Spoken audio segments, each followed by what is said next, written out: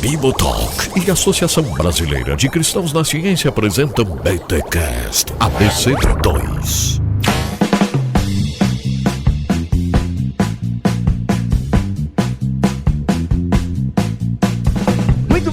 Muito bem. Começa mais um BTcast ABC2 de número 58. Eu sou o Rodrigo Bibo e eu creio, por isso entendo. Não sei se tem a ver com o assunto. Esse assunto hoje fugiu às minhas capacidades cognitivas. Eu sou o Bruno Ribeiro e se minha esposa não fosse tão incompreensível, o nome da minha filha ia ser Alvina Planting. Nossa, ainda bem que a tua esposa existe, hein, cara? Qual é o seu nome? Alvina. É o nome da tua avó? Não. É o feminino de um filósofo que meu pai gosta. Nossa, mano, essa guria ia ser emo. Ela ia chorar no escuro. Eu sou o Thiago Pereira e eu tô querendo saber se Deus é uma hipótese científica. Eu sou Davi Bastos e estamos sempre preparados para responder aquele que pedir a razão da nossa esperança. Olá a todos, meu nome é Gisiel. Estou aqui para dizer que Atenas tem muito a ver com Jerusalém. Olha aí essa galera de filósofos, filosofentos aqui no BTcast ABC2, de número 58. E hoje vamos falar sobre, já que foi citado o Plantinga aqui, não é o Plantinga que fala da plausibilidade da crença em Deus? A gente vai falar sobre isso hoje, como é possível acreditar em Deus? Então esse aqui vai ser aquele programa para você mandar para o seu amigo ateu todinho, para ele entender que sim, Deus pode ser acreditado e a gente tem argumentos filosóficos para isso, científicos. Então fica aqui porque esse episódio aqui, é para maior de 18 anos mentalmente falando, hein? Para maior de 18 anos mentalmente falando. Mas antes, é claro, de nós fervermos os nossos neurônios com essa turma de filósofos, vamos para os recados laboratoriais da ABC2.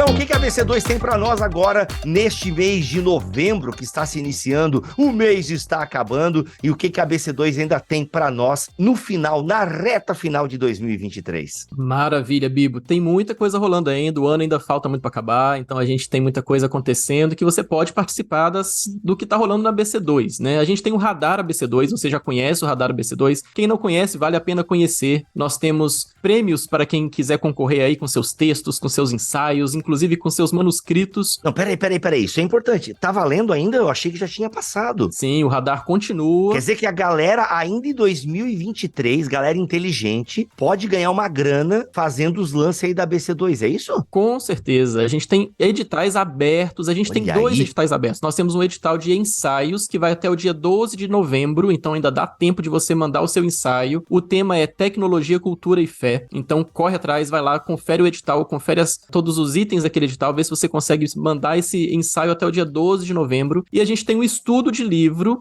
que tá indo até o dia 5 de novembro. Esse termina antes, uma semana antes. E o livro é o livro Nossa Vida Sagrada, de Norman Wirsba, que foi lançado recentemente pela ABC2 em parceria com a Thomas Nelson Brasil. Então a gente tem edital aberto para estudos deste livro, Nossa Vida Sagrada. Até o dia 5 de novembro você pode mandar o seu estudo. E a gente tem, olha, fiquem de olho, a gente tem abertura de edital para manuscritos, uma nova chamada que vai ser aberta em breve. Então fique de olho, não perca, porque é uma chamada muito importante. E você tem a oportunidade aí de ganhar o direito, né, a possibilidade de escrever o seu livro pela ABC2, bancado pela ABC2. Então corre que o Radar tá dando prêmios ainda esse ano, gente. Nós temos também cursos abertos. Nós temos cursos da Academia ABC2. Eles estão com inscrições abertas. Nós temos 5 cursos imperdíveis, gente. Cara, muito legal, hein? Muito legal. Nós temos cursos sobre vida intelectual cristã, sobre virtudes intelectuais, sobre psicologia moral e vieses cognitivos, sobre o diálogo entre fé, ciência e cultura. E a gente tem um curso de pedagogia cristã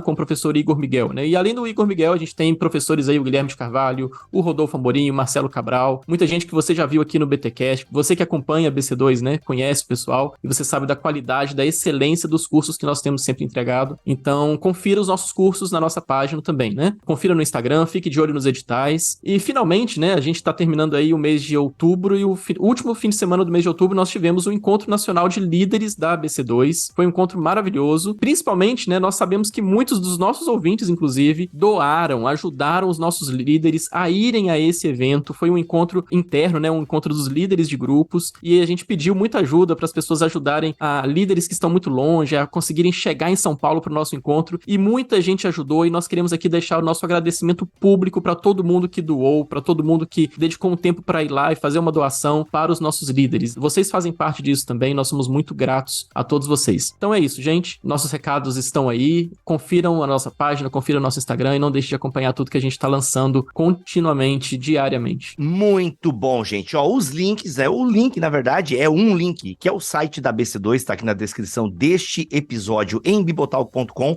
bem como também no nosso YouTube, beleza? E tem também os arrobas da ABC2 para você seguir nas redes sociais, lá também tem os links nas redes sociais. Galera, aproveita, olha só a perspectiva, né? Eu falando que o ano já tá acabando, o Thiago não, ainda tem muita coisa nesse ano. Então vai na vibe do Thiago, que esse ano ainda você pode ganhar uma grana, né, fazendo resenhas, você pode ter um livro seu publicado, olha só que oportunidade, galera.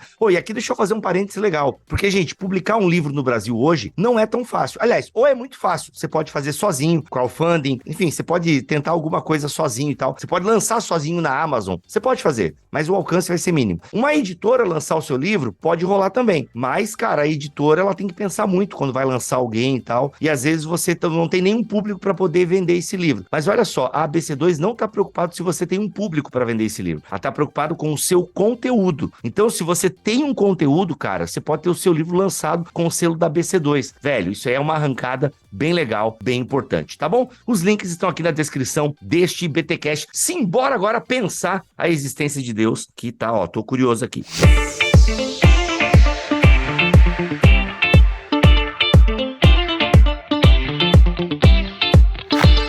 Tiagão, eu não tenho competência para estar aqui nesse papo, vou apertar o mute, vou me recolher na minha insignificância e eu quero ver o que vem aí. Inclusive, eu tô muito feliz porque rodou nessa semana nas internets um vídeo do Felipe Castanhari, acho que é esse o nome, é o Castanhari, o Felipe Castanhari, né? Do canal Nostalgia. E o Felipe, ele é agnóstico, ele é ateu, eu não sei. E nesse trecho, nesse corte do podcast dele, ele falava, né, de como a crença, ele dá a entender que a crença em Deus é uma coisa de quem não estuda ciência, né? Ele coloca muito essa ideia, não, porque as pessoas acreditavam que a primeira crença que a humanidade foi um vulcão, o vulcão tinha poderes divinos. Depois se entende o que é um vulcão, não acredita mais naquilo como uma divindade, dando a entender aquela máxima, né? Quanto mais a ciência avança, quanto mais nós compreendemos os fenômenos, menos a crença em Deus se torna necessária para explicar o mundo e por assim dizer. Então, eu acho muito legal a gente apresentar um programa como esse agora, para a galera entender que sim, a crença em Deus é racional, a crença em Deus é possível, a crença em Deus é viável, né?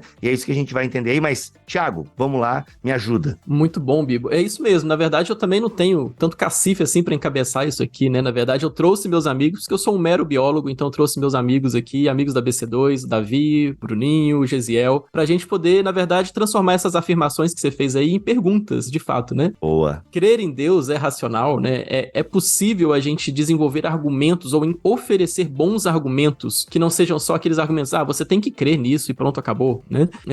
A gente queria conversar um pouco sobre isso hoje. Uma pergunta que eu trouxe no começo, né, na minha abertura, Deus é uma hipótese? Não é uma blasfêmia falar isso, assim, né? Tipo, é válido eu fazer essa pergunta? Será que Deus pode ser considerado uma hipótese válida? Quero ouvir de vocês, gente, vamos lá. Na verdade, antes de eu ouvir de vocês, eu quero que vocês se apresentem, né? Bruninho, Davi. Bruninho já gravou aqui com a gente, o Davi é a primeira vez, Gesiel também é a primeira vez que tá aqui com a gente. Vamos lá, vamos conversando. Então, Tiago, eu sou Bruno Ribeiro, né? Tipo, desde a UFPB o pessoal fica me chamando de Bruninho, porque eu não sou tão alto assim. E eu estudo filosofia da religião, assim, desde aquele movimento que aconteceu lá em 2004, 2005, até 2011, basicamente, aí dos neo-ateus, onde no espaço público eles começaram a dizer que a crença em Deus, ela é irracional, ou ela tem algum defeito intelectual, enfim, esse tópico me interessou a ponto de eu dedicar a minha tese de doutorado a investigar essa questão, se a crença em Deus é racional. E aí eu comparei dois filósofos, o Alvin Plantinga e o Richard Swinburne, dois filósofos cristãos que vão dar duas respostas diferentes para essa questão. Eu acho que eu vou deixar um pouco para depois, mas eu queria logo oferecer um desafio para uma coisa que o Bíblia levantou, é que talvez a melhor forma de saber se a crença em Deus é racional ou não, talvez não seja por meio de um argumento, tá? Mas eu vou deixar isso solto no ar. Legal, Bruno. Boa pontuação. Meu nome é Davi, eu sou bacharel e mestre em filosofia aqui pela Universidade Estadual de Campinas, Unicamp. Faço doutorado agora, no momento. Tenho também trabalhado com a ABC2 na série de livros Filosofia e Fé Cristã, que é um projeto financiado pela Fundação John Templeton, aí, um projeto da ABC2 com a Ultimato. E a minha área de pesquisa, ela não é a filosofia da religião primordialmente. Eu trabalhei com filosofia antiga, tanto na graduação, no mestrado, e tenho trabalhado no doutorado. Mas tenho também me embrenhado pela filosofia da religião, pela teologia filosófica, que são áreas que eu gosto muito, e é uma alegria bater esse papo aqui com vocês, e para mim, claramente, é racional poder acreditar em Deus. Não vejo nenhum conflito entre acreditar em Deus e ser um sujeito racional. Bom, gente, meu nome é Gesiel, eu faço doutorado em filosofia também. Originalmente eu tenho graduação em física, né? Essas questões que a gente vai discutir hoje são questões que eu sempre pensei, né? Desde, não somente da época que eu era um graduando em física, mas posteriormente também. E antes também, né? São coisas que a gente se pergunta desde quando a gente é criança. Como a hipótese de que Deus existe, como a ideia de que Deus existe, se relaciona de fato com a ciência, né? Em círculos evangélicos, muitas vezes a ciência é vista com desconfiança, né? Então, quantas vezes eu já não ouvi assim, que, por exemplo, acreditar no Big Bang conflita com a crença em Deus, coisas desse tipo, né? E depois, indo estudar, eu acabei percebendo que as coisas não eram muito assim. Então eu comecei a investigar e pensar sobre essas questões e como elas se relacionavam com a crença em Deus, né? Como a minha atividade na ciência podia ser relacionada à crença em Deus. Isso acabou me levando ao mestrado em filosofia. Fui fazer mestrado em filosofia e agora eu estou no doutorado. Essas questões são realmente centrais e importantes. Eu acho que esse episódio vem a calhar porque a gente está realmente em um momento importante para responder a questões como essas, né? Pô, é muito legal vocês falarem tudo isso, né? Porque são acadêmicos, né? Cara, filosofia e fé. Assim, como é que a academia tá recebendo isso? A academia discute isso, leva a sério, porque às vezes a sensação, a gente que é de fora aqui, é que o pessoal não leva a sério a crença em Deus. Cara, tipo, mano, sério, crença em Deus? E por que eu tô fazendo a pergunta? Porque eu acompanho vários podcasts e tal, da galera que não é cristã e, consequentemente, são ateus, agnósticos e tal. E eles, de fato, tratam a crença em Jesus como uma crença no Papai Noel. Para eles são coisas muito sinônimas, assim, sabe? Ah, você acredita em contos, você leva a Bíblia a sério, a Bíblia é um amontoado de contos e tal, sabe? Poxa, a crença em Deus não dá pra se levar a sério. A religião é uma coisa ruim, olha só o tanto de morte. Essa galera tá se matando lá no Oriente Médio porque acredita em promessas de uma divindade e tal, enfim, né? Mas eles levam muito essa ideia, cara, conto de fadas. Isso na academia é um pouco diferente ou no fundo esses podcasters e influencers estão reverberando alguma coisa da academia? Ô, Bibo, tem um ponto muito interessante aí, que é o seguinte. A gente pode dizer que existe um certo imaginário social, um conjunto de imagens, lendas, mitos, narrativas que está presente na sociedade e que todos esses pontos que você trouxe, Bibo, eles são muito explorados, tanto dentro quanto fora da academia. Contudo, Bibo, quando você desce terra a terra, vou chamar assim, por exemplo, nos departamentos de filosofia, principalmente numa área da filosofia chamada filosofia analítica, ou quando você desce nos departamentos de sociologia da religião, você vê que a coisa não é bem assim. Por exemplo, dentro da filosofia analítica, as pessoas levam muito a sério, não somente a crença em Deus, quanto a possibilidade de oferecer razões para a gente pensar que Deus existe. Talvez em nenhum outro momento da história da filosofia a gente teve tantos argumentos de tanta qualidade produzidos dentro dos departamentos de filosofia sobre uma série de coisas e que envolve a tentativa de mostrar que a crença em Deus ele tem algum tipo de embasamento racional, algum tipo de justificativa intelectual, etc. Então, assim, às vezes, Bibo, tem uma coisa, né? Às vezes, numa área da academia, aquele tipo de pesquisa demora a chegar na sociedade e demora a permear o imaginário social. Eu diria que na filosofia analítica também é assim, sabe? Os debates que acontecem dentro da filosofia analítica Infelizmente, uma vez eu vi o Nicholas Wolterstorff falando isso. Eles ficam dentro da filosofia analítica. Eles parecem que não ultrapassam as portas do departamento de filosofia para as pessoas verem que, por exemplo, dentro da filosofia da religião, as pessoas levam a crença em Deus com muita seriedade. Eu concordo totalmente com o Bruninho.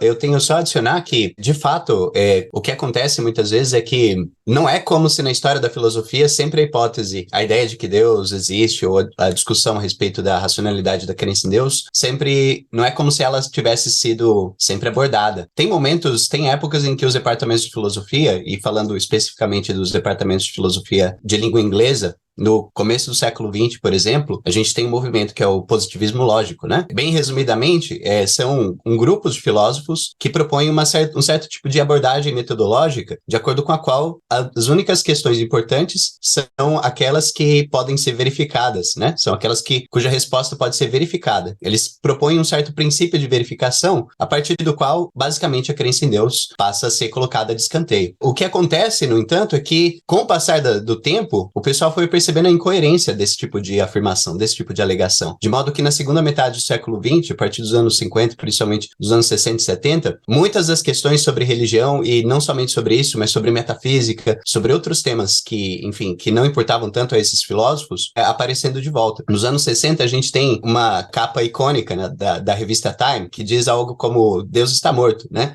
Alguma coisa desse tipo. Que era meio que o espírito da época. O que as pessoas estavam conversando na época era como se Deus tivesse morrido para os acadêmicos e tudo mais. Já nos anos 80, a gente vê o contrário. A gente vê, no começo dos anos 80, uma outra capa da revista Time dizendo assim, Deus está de volta na academia, e começando a partir dos departamentos de filosofia. Essa revolução silenciosa, né, como a própria revista disse, aconteceu em grande parte por conta de filósofos que voltaram a trabalhar e perceberam a incoerência de deixar Deus de fora das questões filosóficas, né? Gente, é muito legal vocês falarem isso, e eu lamento que boa parte dessa discussão, né, tu vê, a revista Time, Jesus, né, Deus está de volta na academia, parece que isso não chega mesmo no povo, né? O que chega no povo é uma péssima, assim, no meu ponto de vista, né, uma relação entre fé e ciência muito truncada, eu diria até desatualizada, uma relação entre fé e ciência que, no fundo, tenta impor a fé sobre a ciência, ainda que a gente saiba também que tem muita gente que quer impor a ciência sobre a fé, tem essa relação meio truncada, mas é o tipo de coisa que não se propaga, né? Não se propaga. A gente tá fazendo um podcast aqui, vai ser ouvida por 10, 15 mil pessoas, talvez, que já é um número muito grande de gente, né? Mas assim, os grandes podcasts aí do Brasil, né? Que geralmente quando fala do tema fé e ciência, é complicado, é o tipo de relação assim muito unilateral, que eu não acho boa, né? Que eu não acho boa. A ABC2 não tem nenhum programa que ela segue, ela fala de todas as relações entre fé e ciência e tal, e aí o pessoal que vai nesses podcasts não tem essa abertura, eles só propagam um tipo de fé e ciência, ou seja, você é um herege, se é... Cara, por exemplo, né? Se você acredita em Terra Velha, você já é herege, né? Na compreensão desses irmãos. E, cara, olha onde a gente tá discutindo Terra Nova, Terra Velha, coisa que a ciência, enfim, nem discute mais isso. E a questão de Deus, entendeu? Pô, olha só o quanto tem pra gente avançar nisso, quanta discussão tá sendo feita, e a gente ainda preso sempre nos mesmos pontos e tal, e de uma forma, pelo menos os grandes podcasts, de uma forma equivocada. Pelo menos esse é o meu ponto de vista, não da ABC2, quero deixar bem claro. Ô, Bibo, e tem uma coisa muito curiosa aí, sabe? Eu costumo acompanhar divulgação científica, divulgações também, por exemplo, obras sobre o Jesus histórico, acompanhei de forma significativa obras sobre o neoateísmo, foi uma coisa que me levou, inclusive, para a filosofia, foi no final das contas, tipo, há males que vem para o bem, né? Mas assim, Bibo, esse ponto que você tocou, assim, do que chega no grande público é algo ou já ultrapassado, ou uma discussão de baixa qualidade, ou comprometedora, e isso é algo que eu observo claramente, por exemplo, nesse tópico que a gente está tocando, sabe? De filosofia da religião. Então, quando você faz uma pergunta,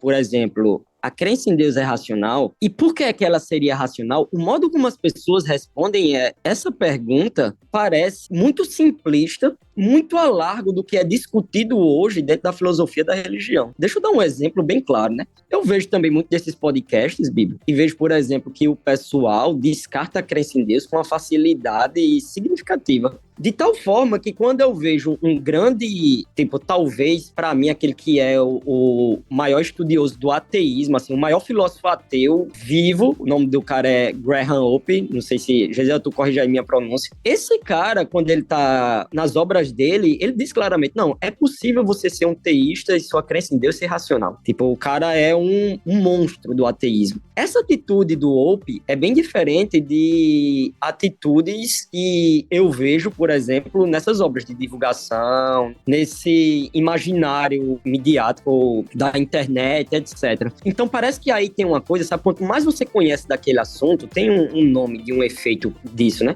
Quanto mais você conhece de filosofia da religião, mais você tende a ser mais cauteloso nas suas afirmações. Quanto menos você conhece de filosofia da religião, mais você tende a descartar com a maior facilidade do mundo a crença em Deus, a crença no cristianismo, etc.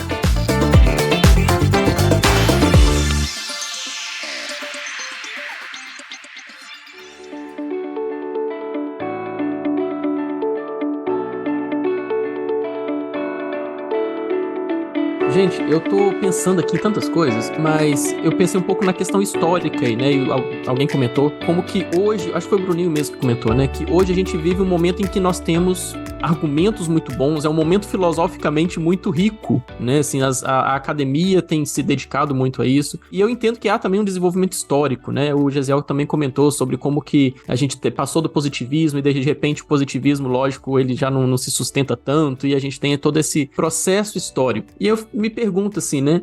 Olhando para a história, eu acho que o Davi tem muito a contribuir para essa pergunta minha. Olhando para a história, né? O desenvolvimento das perguntas ao longo da história, né? Eu imagino que essa pergunta é uma pergunta que sempre está na tona, né? Se a gente pode crer em Deus, se crer em Deus é racional. Mas eu me pergunto quais são outras perguntas que talvez rodeiam aí a filosofia cristã, talvez, né? Ou a filosofia que os cristãos se preocupam, as perguntas que vão ao longo do tempo. E aí eu me pergunto, mais ainda, né? Mais do que as perguntas antigas, mas quais são as perguntas novas? Quais são as perguntas, talvez quais são as perguntas quentes do momento, assim? Quais são aquelas perguntas que não se faziam tanto no século XV, no século XVII, mas de repente no século XX ou no século XXI se tornou uma pergunta que tem movido os filósofos aos departamentos de filosofia e tem gerado grandes teses ou grandes discussões, né, que não se faziam no passado. Bom, vamos tentar sintetizar aqui 2.500 anos de história da filosofia.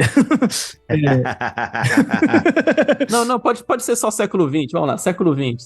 Mas tipo assim, é isso que você falou, né? Então Deus, ele tá na jogada desde Sócrates, Platão, Aristóteles e antes disso, né? Então os pré-socráticos também, embora seja fontes mais complicadas de avaliar, mas nós temos aí então sempre a filosofia em relação com a religião, com o divino, né? Mas de várias formas, né? Relacionamento com o politeísmo, com o panteísmo, com o que a gente pode chamar talvez de um teísmo aristotélico que beira uma espécie de deísmo. Na tradição cristã, nós vamos ter aí os expoentes que todo mundo já ouviu falar, né? Agostinho, Tomás de Aquino, etc. Bom, as perguntas, né, elas vão variar muito, né? O problema do mal está aí há milhares de anos, né? Milhares de anos. O problema do mal é uma questão até bíblica, né? Nós podemos ver no livro de Jó, etc., como nós entendemos a existência de Deus, que é um Deus bom, e a existência do mal ao mesmo tempo. E essa aí é uma das principais áreas da filosofia da religião hoje, né? Então, no século XX, nós vamos ter esse ressurgimento da filosofia da religião na tradição analítica, né, que o Gesiel e o Bruno mencionaram, e nós vamos ver esse ressurgimento principalmente em questões sobre o problema do mal, como resolver o problema do mal através da obra do Plantinga, que vai trazer a defesa do livre-arbítrio, que é uma nova forma de avaliar o papel do livre-arbítrio para compreender a possibilidade do mal, e outras formas de teodiceias, que são justificativas para Deus permitir o mal. Também temos os argumentos para a existência de Deus, vários argumentos para a existência de Deus, e muitas questões de teologia filosófica. Qual a coerência da própria noção de Deus que nós temos, né? Por exemplo, atributos como a simplicidade de Deus, como fazer sentido desse atributo, como compreendê-lo, e dentre outros. Então, tudo isso hoje é bem discutido na filosofia analítica, na teologia analítica, mas, como eles colocaram, né, tem essa abertura nos principais departamentos de filosofia ao redor do mundo, mas nem tudo são rosas, né? Ainda temos muita resistência mesmo na filosofia analítica. Então, você vai ter, em Oxford, por exemplo, você vai ter um Richard Swinburne, um teísta, que vai argumentar que a chance de Deus existir é a maior de 90%, etc., né, com base em cálculos matemáticos, etc. Mas você também tem no mesmo universidade em Oxford um Timothy Williamson, né? Timothy Williamson é um cara extremamente bem conhecido na filosofia, talvez o filósofo vivo mais conhecido hoje na tradição analítica, e um filósofo que, para ele, Deus e Papai Noel estão no mesmo nível, né? Ele não leva a sério a filosofia da religião, não leva a sério. Então, nem tudo são rosas, mas temos sim esse ressurgimento, e essas questões estão sendo tratadas de uma forma que, desde a escolástica medieval, elas não eram tratadas dessa forma. Eu queria só adicionar que uma coisa que uma questão que tem aparecido contemporaneamente e mais recentemente é sobre a relação entre fé e risco, né? O Davi gosta bastante desse tema, eu também. Então, por exemplo, como a fé se relaciona com decisões racionais que nós tomamos, né? E será que a fé pode ser considerada racional não somente do ponto de vista desse debate tradicional sobre a existência de Deus e sobre se é racional crer que Deus existe, mas também se é racional tomar uma decisão em favor de Deus, né? Assim, como é o caso dos cristãos e de outros teístas em geral, quando eles têm uma atitude de fé, né? Então, eu queria só adicionar esse ponto a esses problemas que o Davi levantou aí. Muito bom, gente. É muito interessante, né? E vocês estão citando demais aí, né? Falaram do Plantinga, o Swinburne, tem o Wolterstorff que vocês falaram também. Então, a gente tem nomes, né? E o Davi falou aí do Timothy Williamson, que é um cara que considera Deus, Papai Noel, a mesma coisa. Mas, apesar desses antiteístas, talvez, né? A gente tem muitos teístas, e muitos teístas cristãos, né? Eu acho que isso é importante a gente também frisar, né? Nem todo teísta é necessariamente cristão, mas existem os teístas cristãos, né? Ou talvez como o Alistair McGrath falaria, né? Dos teístas trinitários, que creem na trindade, propriamente dita. Mas nós temos esses caras, né? Eles estão na academia e vocês falaram alguns nomes, eu queria que vocês apresentassem um pouco esses caras, assim, pra gente. Por exemplo, né? Eles estão na mesma área, todos eles são da filosofia analítica, por exemplo, o Plantinga, o Swinburne, eles trabalham em áreas muito diferentes, muito divergentes, e eles chegam às mesmas respostas. Eu não sei, eu não entendo muito bem como que esses caras se relacionam, ou se é que eles se relacionam, né? Ou se cada um tá preocupado em responder uma pergunta diferente, e as contribuições, né, assim, talvez a minha pergunta possa ser assim, se você for recomendar 3 filósofos cristãos para um estudante que está querendo entrar na faculdade de filosofia e não sabe muito bem por onde começar, né? Quem que seriam esses caras falando? Você não pode deixar de ler esse cara porque esse problema aqui ele resolveu, ou ele tentou resolver de uma forma que ninguém tinha tentado ainda. Mas eu diria que, dentre os filósofos que a gente tem disponíveis em português, os 2 principais que o pessoal pode ler e ter acesso são o Richard Swinburne, né, e o Alvin Plantinga. O interessante, Thiago, é que você levantou essa questão, né, e a gente normalmente discute a crença em Deus. Em ambientes cristãos, a gente tende a relacionar a discussão sobre a natureza da fé cristã e sobre a relação dela com a filosofia, mais por meio da filosofia da religião, né? Isso é adequado na medida em que é essa área da filosofia que lida com as questões relacionadas à religião. No entanto, os filósofos cristãos são filósofos como quaisquer outros filósofos. E nesse sentido, por exemplo, todos eles são especialistas. Eu tenho aqui uma lista de filósofos cristãos, né? Mas e cada um é especialista em uma área diferente. Por exemplo, alguns estudam questões de lógica, que é o estudo de como a gente pode fazer inferências, né? Outros estudam epistemologia, são da área de estudo que se questiona o que é o conhecimento, quais são as fontes do conhecimento. Outros são da metafísica, né? Que se pergunta o que é o ser, o que são propriedades essenciais, o que são as coisas, qual é a natureza da realidade, né? E da filosofia da ciência, o pessoal que se questiona sobre ciência, sobre o que é método científico, o que é uma hipótese científica. Teoria da decisão, o pessoal que vai se debruçar sobre questões de racionalidade da decisão, né? De decisões racionais. E até mesmo ética e filosofia política. A gente tem o Nicholas Wolterstorff trabalhando nessa intersecção, né? Então, com livros, filosofia da linguagem, né? O Davi me lembrou aqui, mas a filosofia da linguagem. Então, cara, todos esses filósofos cristãos, dentre eles o Plantinga e o Swinburne, trabalham em diversas áreas da filosofia, e dentre elas a filosofia da religião. O mais interessante é que eles buscam, nessas outras áreas, recursos para o diálogo em filosofia da religião e para o diálogo sobre a crença em Deus. Então, os filósofos que eu citei, né, o Swinburne, por exemplo, o interessante do Swinburne é que ele utiliza um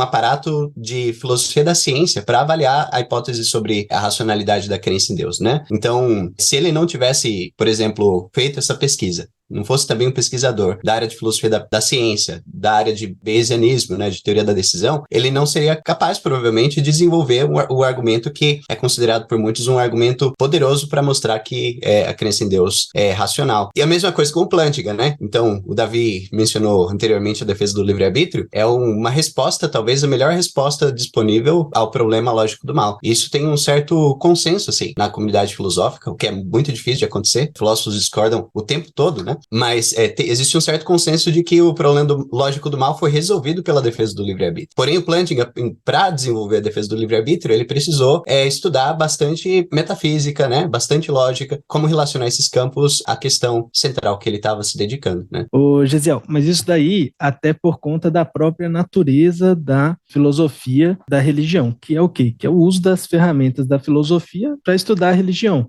E as ferramentas da filosofia vêm desses campos, né? Metafísica, lógica, epistemologia, filosofia da linguagem. São as grandes questões da filosofia são de metafísica, epistemologia e ética, né? Então a gente vai avaliar isso, como a religião responde a isso, né? Estou revisando agora o livro Oração de Petição, que deve sair final desse ano ou início do ano que vem, na série da ABC2, e é uma investigação filosófica da oração de petição, e ele vai dizer justamente isso. Ó, meu interesse aqui é usar ferramentas de ética, metafísica e epistemologia para compreender se faz sentido ou não a gente dizer que Deus ele atende a pedidos feitos através de oração, né? Dada a natureza de Deus, dada a racionalidade dessas questões. Então, essa é a própria natureza, né, da filosofia da religião, usar essas ferramentas. Não tem como fazer filosofia da religião sem fazer filosofia no geral, né, sem ter esse background. E um ponto interessante, para fazer um gancho com isso que o Davi falou, é porque os filósofos, eles costumam aplicar ferramentas e desenvolvimentos que aconteceram em outras áreas da filosofia, né, em lógica, em epistemologia. Foi aí, por exemplo, que o Alvin Plantinga percebeu a crença em Deus, para ela ser racional, não necessariamente ela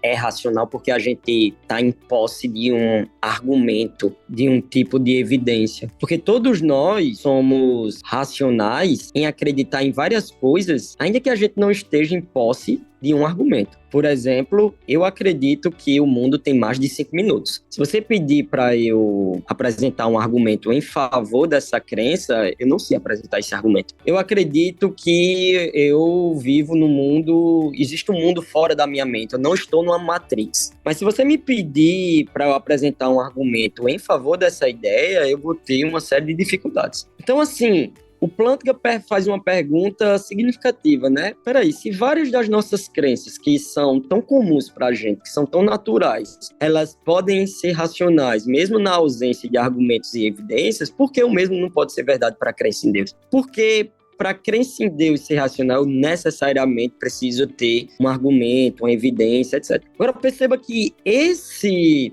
tipo de desenvolvimento do Plantinga só acontece por causa de debates que acontece no seio do campo da epistemologia, teoria do conhecimento, né? Então, tem duas teorias, né? O externista, que acha que você pode ser racional, mesmo se você não tiver em posse de um argumento, e o internista, que acha que a racionalidade depende de você ter acesso a um argumento, a uma razão do porquê que sua crença é racional. Então perceba, a partir desse debate dentro da filosofia, o Plantinga muito inteligentemente vai ver, peraí, vamos aplicar isso na filosofia da religião para a gente ver o que é que acontece.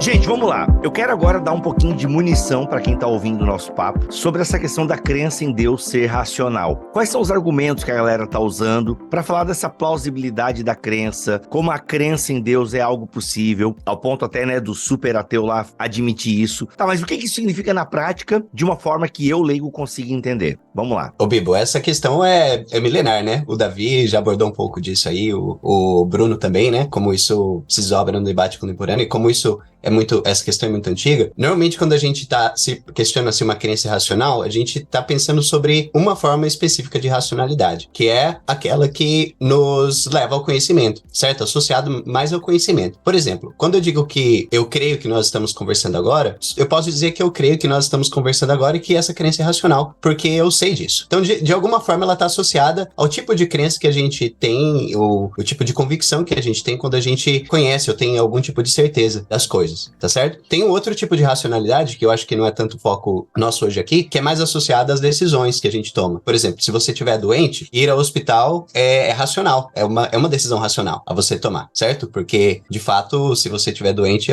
talvez os médicos, enfim, os especialistas vão te dar uma resposta melhor do que, por exemplo, você ficar em casa, né? Então, o nosso foco, quando a gente se questiona se a crença em Deus é racional ou não, a gente está pensando no que os filósofos gostam de chamar aí de racionalidade epistêmica, né?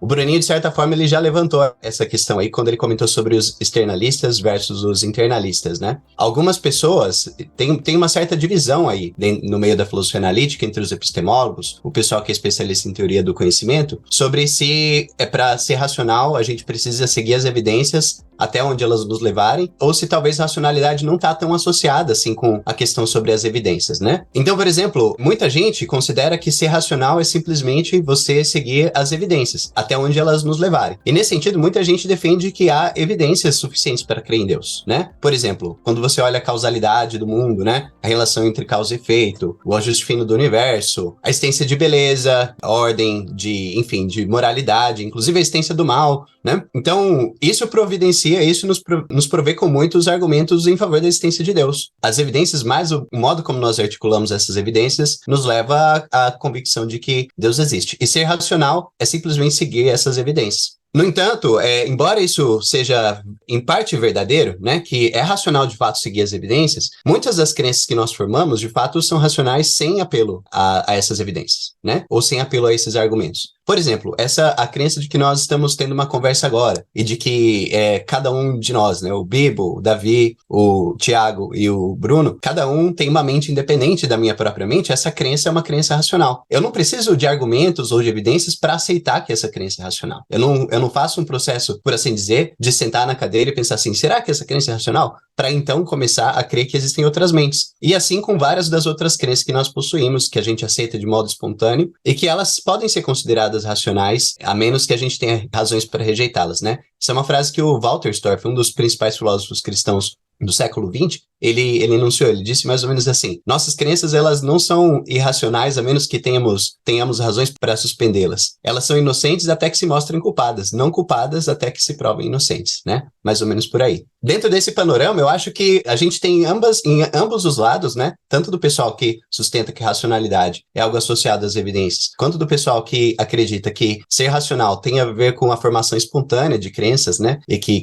crenças como essa que eu mencionei, em outras mentes, crença em mundo exterior, a gente tem de ambos os lados filósofos cristãos defendendo que a crença em Deus é racional e de diferentes formas, né? Pois é, isso daí que o Gesiel ele está falando se conecta com justamente a epistemologia reformada que foi desenvolvida aí por caras como Plantinga, Walter Storff, que ele mencionou, e também o William Alston, dentre outros nomes, que tem essa pegada de defender a racionalidade da fé como uma crença básica. Ela é tão básica quanto a minha confiança nos meus sentidos, né? Eu estou enxergando coisas que isso realmente representa algo na realidade, não são ilusões. E a crença em Deus seria tão básica quanto essa. E para que eles possam defender que ela é tão básica quanto esse tipo de crença, eles defendem que ela é formada por um mecanismo razoavelmente similar, que seria o quê? Uma faculdade cognitiva, ou não precisa se comprometer com essa linguagem de faculdade cognitiva, né? O pessoal da filosofia da mente adapta isso para uma coisa mais palatável para ciência cognitiva contemporânea, mas vamos ficar aqui com essa terminologia, uma faculdade cognitiva na nossa mente que nos ajuda a ter conhecimento de Deus. E da mesma forma que nós temos uma faculdade cognitiva que nos possibilita enxergar objetos, sentir toque, sentir sabor, etc., nós temos também faculdades cognitivas ou uma faculdade cognitiva que nos dá conhecimento de Deus. Que tipo de conhecimento é esse? É um conhecimento básico, porque ele é gerado por essa faculdade cognitiva. Ele não é preciso, delineado, mas ele é uma sensação de que existe algo além, uma sensação de que existe um divino, né? Isso é chamado de senso do divino, sensus divinitatis, seguindo Calvino. Por isso que ficou com esse nome, epistemologia reformada. Mas por que essa faculdade cognitiva ela é confiável, né? Essa faculdade cognitiva ela é confiável porque ela foi criada pelo próprio Deus. E se ela foi criada pelo próprio Deus, ela possui um propósito e ela possui uma função, né? Então, para você provar que essa faculdade cognitiva não é funcional, você precisa provar que Deus não teve nenhum papel em criar ela. Mas ela nos dá o conhecimento de Deus, né? Então você precisa provar que Deus não existe. Se você não conseguir provar que Deus não existe, você não conseguiu provar que essa faculdade cognitiva ela não é confiável. Se Deus existir, essa faculdade provavelmente é muito confiável, porque Deus fez ela para que a gente tivesse conhecimento dele. Não um conhecimento preciso e exato, mas indicações da existência de Deus, né? Ou de uma realidade divina. Então essa é, de forma geral, né, bem simplificada, a linha da epistemologia reformada, como eles vão argumentar isso. Ô, Davi, e juntando assim o que você acabou de falar com o que Gesiel trouxe, parece que a gente tá andando em círculos, né? Por exemplo, oxe, como assim? O cara tem que provar que a faculdade não é confiável, que você pode me acusar de irracionalidade ou esse tipo de coisa. Mas esse foi o ponto que foi trazido, né? Pensa, por exemplo, na senhorinha lá da Assembleia de Deus. Ela vai domingo para a igreja e lá ela tem uma experiência de que ela sente a presença de Deus, sente que Deus falou com ela. Quando as escrituras são abertas, ela sente o coração dela ardendo, etc. Dado essa experiência, é racional ela acreditar que era Deus que estava falando com ela. Ah, mas não pode confiar nas experiências, etc. Mas perceba, do ponto de vista cognitivo, a gente confia nas nossas experiências de percepção. A gente confia nas nossas experiências de relações interpessoais. Como é que eu sei que Gesiel tem uma mente? Eu nunca abri a cabeça dele. Eu também não tenho um argumento em favor disso. É por causa da minha relação com Gesiel que eu sei que ele tem uma mente, né? Essa me parece ser uma crença natural. Então, tão natural que é mais correto dizer que essa crença surge em mim. Eu não gerei essa crença depois de analisar argumentos e evidências, etc. Então, a gente pode dizer assim, a crença em Deus está nesse mesmo bote. Então, se o indivíduo forma naturalmente a crença em Deus, como parece acontecer com grande parte da humanidade, né? Eu não passei a acreditar que Deus existe depois de analisar detalhadamente um conjunto de argumentos. Me parece que eu sempre acreditei em Deus. A crença em Deus parece que para mim sempre foi natural, assim como antes de entrar na filosofia, eu nunca me perguntei assim, rapaz, será que a gente tá numa Matrix ou que o mundo tem mais de 5 minutos? Eu só me perguntei essas coisas em aulas de filosofia, mas para mim é tão natural acreditar que existe um passado, que existem outras mentes, que existe um mundo externo fora da minha mente. É tão natural que parece que a coisa mais racional a ser feita é continuar acreditando nessas coisas. E aí é que tá, por que a crença em Deus também, ela não é passível dessa mesma balança? Se para esse conjunto de crenças naturais que a gente tem, parece tão óbvio, parece tão comum e todos nós consideramos que é racional acreditar no passado, no mundo externo, dado, por exemplo, essas experiências religiosas ou a crença em Deus parecer algo para mim tão comum, por que também não seria racional a crença em Deus ser aceita nesses termos? Diga aí, Davi.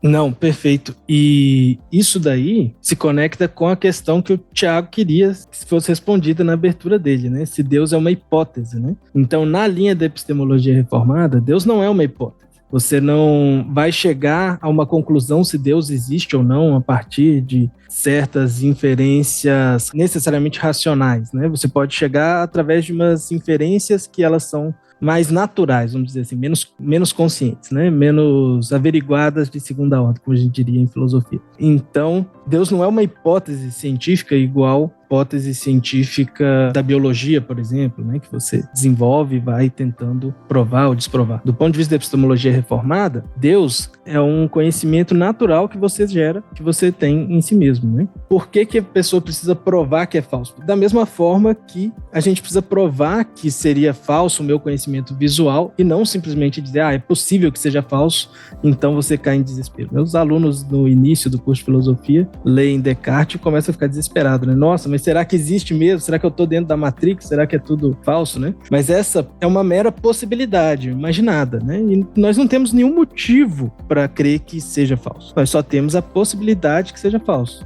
Não temos 100% de certeza de que o conteúdo visual seja verdadeiro, mas é muito mais natural, muito mais plausível plausível acreditar que o conteúdo visual é verdadeiro do que o contrário. E o mesmo, então, para a crença em Deus, segundo a epistemologia reformada.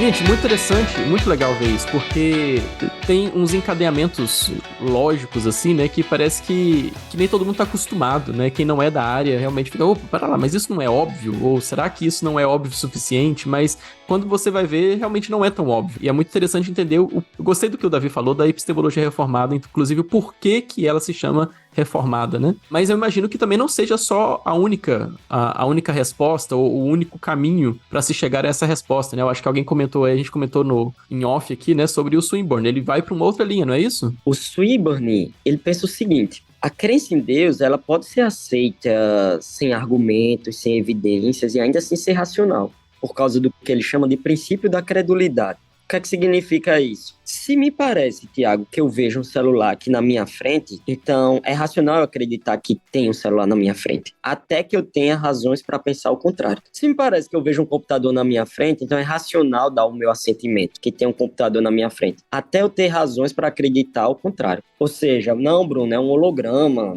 Não, Bruno, é porque tu tá com um problema de vista. Não sei que problema de vista ia ser esse, né? Que eu ia ver um computador no lugar onde não tem, mas enfim. Mas se me parece que as coisas são de tal modo, então eu tenho razões para acreditar que aquilo é de tal modo, até eu ter razões ao contrário. Então, assim, o Swinburne, ele pensa assim, só que o Swinburne acha que no contexto em que a gente vive, no contexto altamente secularizado, onde a crença em Deus é objeto de disputa, objeto de dúvida, a gente tem razões ao contrário para muitas vezes duvidar dessas nossas, por exemplo, experiências religiosas. Então, nesse caso, o Swinburne acredita que, nesses contextos, para que a gente possa, digamos assim, positivar a crença em Deus, então a gente precisa de boas razões, a gente precisa de um bom argumento. E esse argumento vai depender do grau de desafio. Então, pessoas que estão na academia, elas são bombardeadas por um tipo de,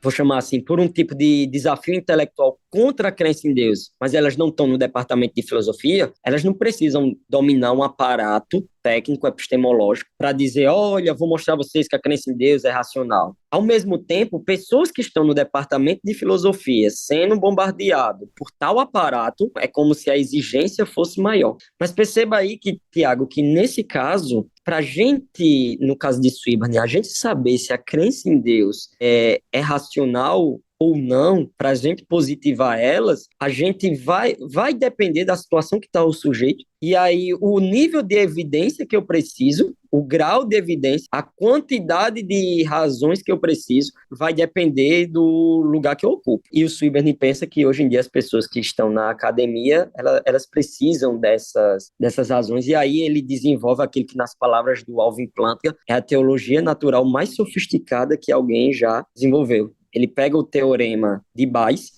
que faz cálculos de probabilidade, e aí ele pega esse aparato, probabilidade, matemático, etc., e ele pensa a questão da crença em Deus, e até outras questões, como a da ressurreição de Jesus, utilizando uma formalização bem sofisticada. Por que é importante dizer isso? Para você ver como as pessoas, por exemplo, o Swinburne, na Universidade de Oxford, como ele leva a sério a questão da crença em Deus, da ressurreição de Jesus, etc. Muito legal isso que o Bruno falou, porque é o seguinte, isso, de certa forma, tem a ver com a questão que o Bibo levantou lá no começo, né? Sobre a crença em Deus ser uma hipótese científica e em que medida, por exemplo, o avanço da ciência, né? Como foi levantado aí por algum podcast recentemente, algum autor, mas foi levantada essa questão sobre se a crença em Deus, ela pode ser descartada diante do avanço da ciência. Pro Swinburne, pelo que o próprio Bruno disse, né? Deus é uma hipótese, tá certo? Ela é uma hipótese a ser testada. E como ela é testada? Ela é testada usando argumentos, e você, usando o aparato de probabilidade bayesiana, né? E, enfim, considerando diversas formas de argumento para a existência de Deus, ele chega à conclusão de que é mais provável Deus existir do que improvável. Porém, o que é interessante nisso tudo é que, mesmo considerando que Deus é uma hipótese a ser testada, Swinburne nunca, em momento algum, considera que Deus é uma hipótese científica a ser testada, porque ele quer testar essa hipótese filosoficamente. Então, de modo a argumentar em favor da existência de Deus, ele desenvolve esse argumento cumulativo em favor da existência de Deus, né? Que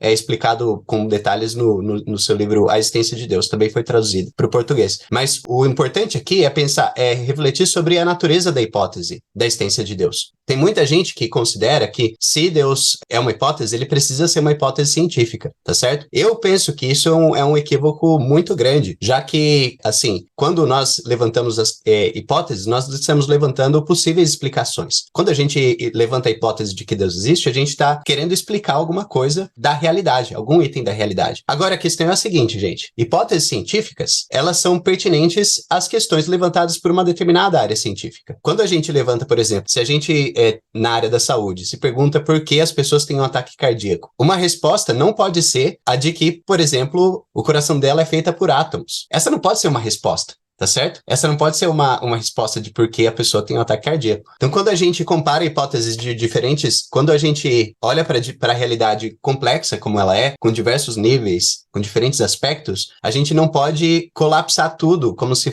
todas as hipóteses fossem comparáveis umas com as outras. Cada hipótese explica um campo de ação, uma esfera de ação, e no caso, por exemplo, a hipótese que o Swinburne está testando é uma hipótese filosófica. Ele está considerando evidência filosófica para isso, portanto. Por exemplo, a existência de moralidade, de ordem no mundo, de causa, né, de causa e efeito, enfim, do ajuste fino do universo. Nisso ele pode até buscar evidência científica para mostrar que existe ajuste fino, mas não de modo a, digamos assim, explicar detalhes dessa evidência científica, porque esses detalhes já foram dados pelas próprias ciências, tá certo? Eles já foram explicados pelas próprias ciências. Agora a gente está considerando uma hipótese filosófica de um diferente nível. Eu acho que é um equívoco, portanto, né, para responder aquela questão colocada inicialmente para o Bibo, pensar que, por exemplo, o avanço da ciências vai simplesmente eliminar a crença em Deus da jogada.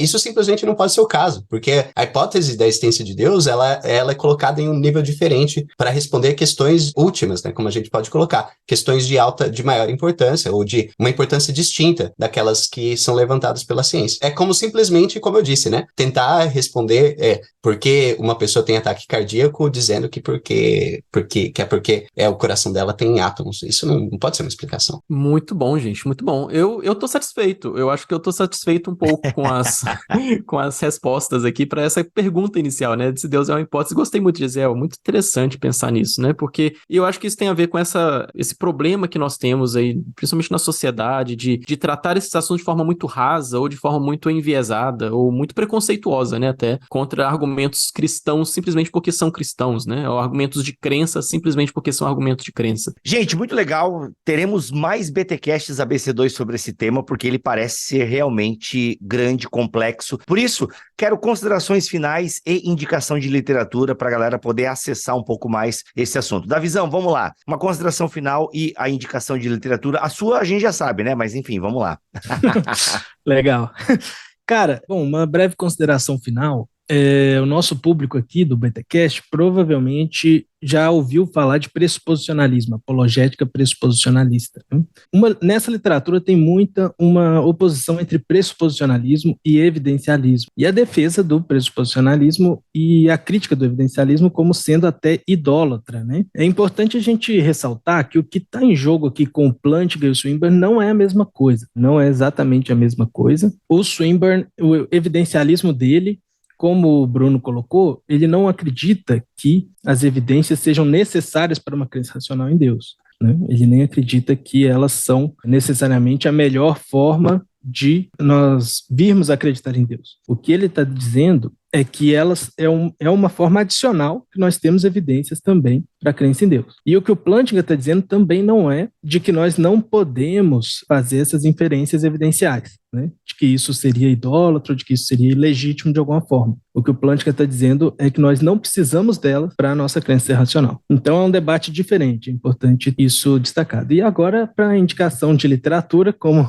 o Bibo falou, né? No meu caso, são os livros da série Filosofia e Fé Cristã aqui da Editora Ultimato. Gente, essa série eu preparei com muito carinho aqui. Foram 2 anos mandando o projeto voltando, 7 vezes o projeto foi e voltou para o financiador lá nos Estados Unidos. E nós conseguimos essa bolsa para traduzir e publicar esses livros. Então nós já temos aí um livro Ciência e Religião São Compatíveis, do Plantinga e do Dennett, um ateu e um cristão, um debate. Teologia Analítica, que é uma introdução à teologia filosófica da perspectiva da filosofia analítica, um livro muito legal, muito fácil de ler. Temos também Filosofia da Religião, uma introdução do William Rowe, introdução base de filosofia da religião no mundo todo. É um livro muito simples de ler, muito acessível, muito legal também. E já saiu também Discurso Divino do Nicholas Wolterstorff, que esse livro eu acho que eu diria que todo mundo devia ler, na minha opinião. O Discurso Divino é um livro grande, mas não é tão difícil quanto eu imaginava que seria. E ele vai defender a Bíblia como palavra de Deus do ponto de vista filosófico.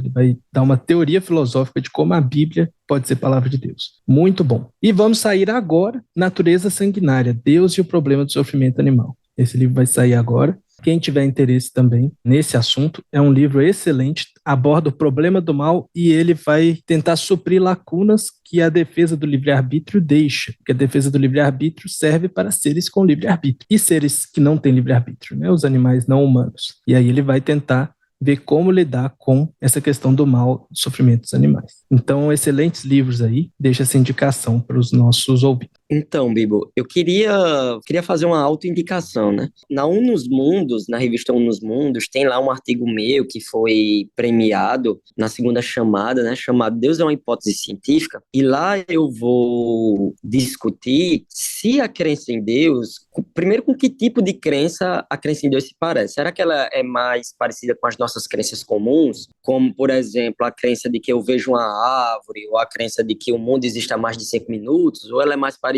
com crenças como a crença no Big Bang, na teoria da evolução, ou seja, com crenças científicas, né? E eu vou fazer uma argumentação de 2 tipos, né? Primeiro eu vou argumentar que a crença em Deus é muito parecida com a crença que muitos de nós temos, né? Como uma crença metafísica, a crença no livre-arbítrio. A gente parece que tem controle sobre nossa ação, a gente parece que poderia fazer diferente daquilo que a gente faz. Peguei uma caneta, mas eu poderia não ter pego essa caneta. Eu estou participando aqui do podcast, mas eu poderia não ter participado desse podcast. Então, que a gente tem algum tipo de controle sobre nossa ação. E essa crença parece que é intrínseca a gente. E essa é uma crença metafísica, né? Muito discutida na academia, a crença no livre-arbítrio. E a crença em Deus parece ser uma crença desse tipo. Uma crença que a gente acredita com base em razões, em evidências, etc. Mas parece uma forte impressão que a gente tem desde quando a gente se entende por gente.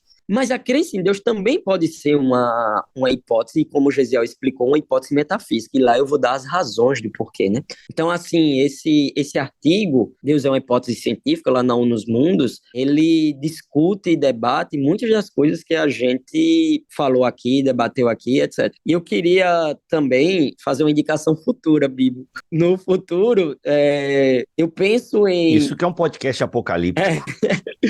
Eu estou escrevendo um livro chamado Deus, uma defesa filosófica, que eu queria que as pessoas vissem como a crença em Deus ela é discutida na academia, por exemplo, por meio de argumentos, evidências, etc. Aqui no Brasil, a gente tem um pessoal, por exemplo, da UNB, com o professor Aguinaldo Cuoco, que ele trabalha lá no Departamento de Filosofia, argumentos em favor da existência de Deus, etc. Então, essas coisas não acontecem somente na Inglaterra e nos Estados Unidos. Você tem filósofos aqui no Brasil, nos departamentos de filosofia, discutindo e debatendo a racionalidade da crença em Deus, argumentos em favor da existência de Deus, etc. Meu objetivo é que essa obra, né, que veio também aí do Radar ABC2, que essa obra mostre às pessoas que estão de fora como é que esses argumentos são discutidos, como é que a gente discute argumentos em favor da existência de Deus na academia, mas eu queria que fosse de forma mais acessível e palatável. Eu vou deixar essa indicação aí futura, Bibi, porque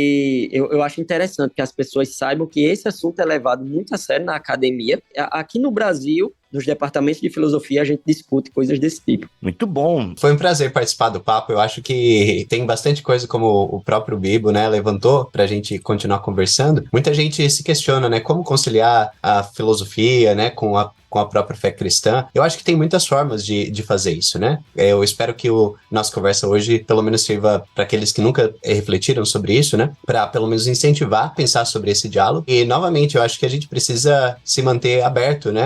Às questões honestas que a nossa fé, que são levantadas a nossa fé, né? E saber que tem muitas pessoas, muitos filósofos profissionais que são também cristãos, que estão refletindo sobre essas questões. Uma frase que sintetiza muito bem, né, o que eu entendo sobre essa busca é aquela do Santo Anselmo, né? Sobre a gente crer para buscar compreensão, né? A gente começa a partir da fé, mantendo as nossas convicções, mas aberto a essas questões que são tão importantes pra gente, pro diálogo contemporâneo, né? Muito bom, é isso então, gente, ó, link para Unus Mundus, os livros que o Davi citou aqui, deve ter um link já direto pra coleção lá no site da Ultimato, muito legal, gente, obrigado por esse papo, vamos retomar ele, porque tem muita coisa que ficou assim, tipo, gente, eu preciso saber mais sobre isso, calma, o Bruninho vai lançar o livro dele ano que vem, a gente volta pra falar desse livro que vai ser tão necessário, e tem os que o Davi já indicou também, enfim, tem muita coisa boa. Tiagão, tamo junto, até a próxima. Maravilha, gente. Obrigado demais. Foi um papo bom demais. Valeu. É isso. Obrigado, Davi. Obrigado, Bruno. Obrigado, Gesiel. Obrigado a todos vocês que ouvem o BTcast ABC2. Voltamos a semana que vem com BTcast, BT Papo e uma vez por mês tem o BTcast ABC2 discutindo fé e ciência. É isso, gente. Fiquem todos na paz do Senhor Jesus.